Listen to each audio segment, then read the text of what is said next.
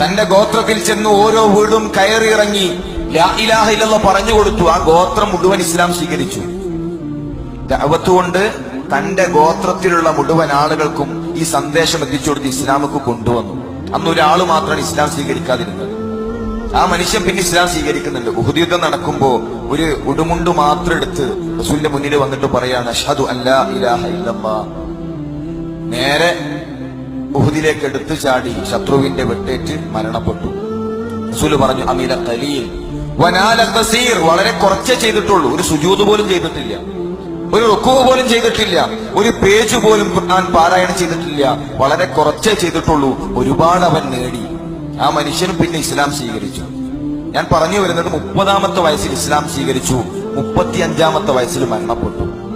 അതിനിടയിൽ 5 നൂറ്റാണ്ടിന്റെ ചരിത്രം രചിക്കാൻ 5 വർഷങ്ങൾ കൊണ്ട് മഹാനായ സഅദ് ഇബ്നു മുആദിന് സാധിച്ചു.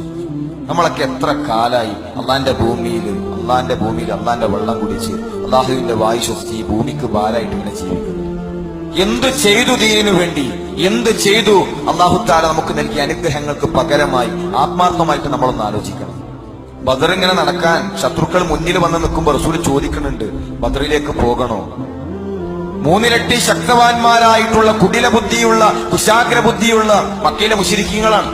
അരച്ചു കൊടുത്ത വലിച്ചു കുടിക്കും, അത്രക്ക് ദേഷ്യമുണ്ട്. എന്ത് ചെയ്യണം? മഹാനായ സഅദ് ഇബ്നു മുആദ് എഴുന്നേറ്റിട്ട് പറയുന്നൊരു വാക്കുണ്ട് ചരിത്രത്തിൽ, റസൂലേ, അങ്ങൊരു സമുദ്രത്തിലേക്ക് ഊളിയിട്ടാൽ ഞങ്ങളും അങ്ങയുടെ പിറകെ ഊളിയിടും. അങ്ങൊരു പർവ്വതത്തിന്റെ മുകളിലേക്ക് കയറിയാൽ ഞങ്ങളും കയറും. മൂസ, നീയും നിന്റെ പടച്ചോനും പോയി യുദ്ധം ചെയ്തു എന്ന് പറഞ്ഞ പോലെ ആ നന്ദികേടിന്റെ വാക്ക് ഞങ്ങളുടെ നാവിലൂടെ വരൂല റസൂലേ. അങ്ങ് യുദ്ധത്തിന് വരേണ്ടതില്ല, അങ്ങ് ഈ ടെന്റിലിരിക്കണം. ഞങ്ങളുടെ കഴുത്തിലൂടെ അമ്പ് തുളച്ച് കയറിയതിനു ശേഷമല്ലാതെ അങ്ങയുടെ ശരീരത്തിൽ ഒരു പോറൽ വീഴ്ത്താൻ ഇല്ല റസൂലെ, ഞങ്ങൾ അനുവദിക്കൂല. മുഴുവൻ അൻസാറുകളും ബദറിന്റെ മണ്ണിൽ ഷഹീദായി ബദർ കളർച്ചായം പുരണ്ടാൽ അങ്ങ് തിരിച്ച് മദീനയിലേക്ക് പോകണം.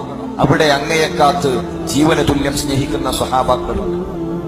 റസൂലിന് എപ്പോഴൊക്കെ പ്രയാസം വന്നിട്ടുണ്ടോ അപ്പോഴെല്ലാം കൺകുളിർമയേകുന്ന വർത്തമാനം പറഞ്ഞ മഹാനായ സ്വഹാബി. ഒരിക്കല് മറ്റു രാജ്യത്തിലെ ഭരണാധികാരികളുടെ വസ്ത്രം കണ്ട്, പട്ടുവസ്ത്രം കണ്ടിട്ട് സ്വഹാബാക്കൾ ഇങ്ങനെ അത്ഭുതപ്പെട്ട് നിൽക്കാൻ. അവരിങ്ങനെ വലിയ വിലപിടിപ്പുള്ള വസ്ത്രവും അതേ രൂപത്തിൽ അങ്ങനെയുള്ള വസ്തുക്കളൊന്നും കണ്ടിട്ടില്ല.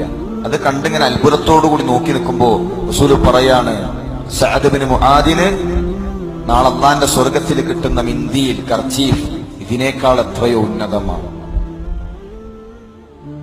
ഖന്തഖ് യുദ്ധത്തിൽ ഇബ്നു അറഖ എന്നു പേരുള്ള ഒരു മനുഷ്യൻ അമ്പെയ്തു.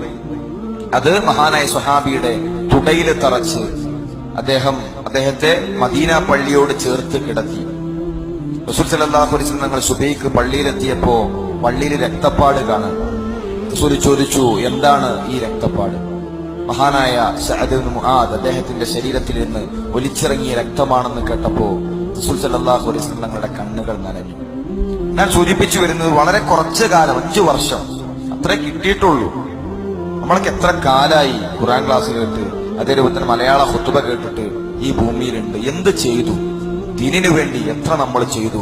എത്ര സമയം അള്ളാഹുവിന്റെ ദീനിനു വേണ്ടി, ദഅവത്തിന് വേണ്ടി മാറ്റിവെക്കാൻ നമുക്ക് സാധിച്ചു എന്ന് ഓരോരുത്തരും സ്വന്തമായിട്ടൊന്ന് ചോദിക്കുക. ഞാൻ എന്നോട് ചോദിക്കുക, നിങ്ങൾ നിങ്ങളോട് ചോദിക്കുക.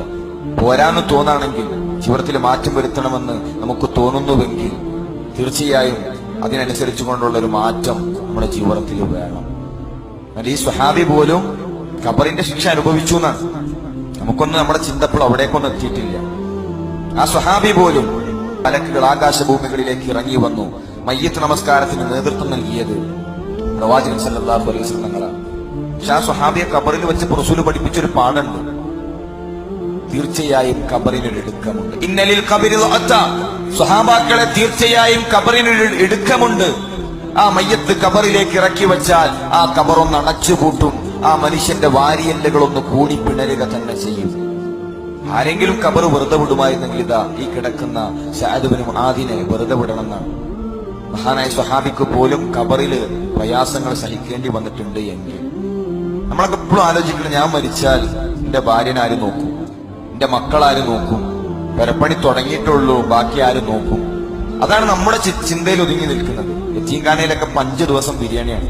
നമ്മളൊന്നും ഒരു ബേജാറും വേണ്ട മക്കളെ വിഷയത്തിൽ. നമ്മൾ മരിച്ച ഭാര്യയ്ക്ക് വേറെ കല്യാണം കഴിക്കാം.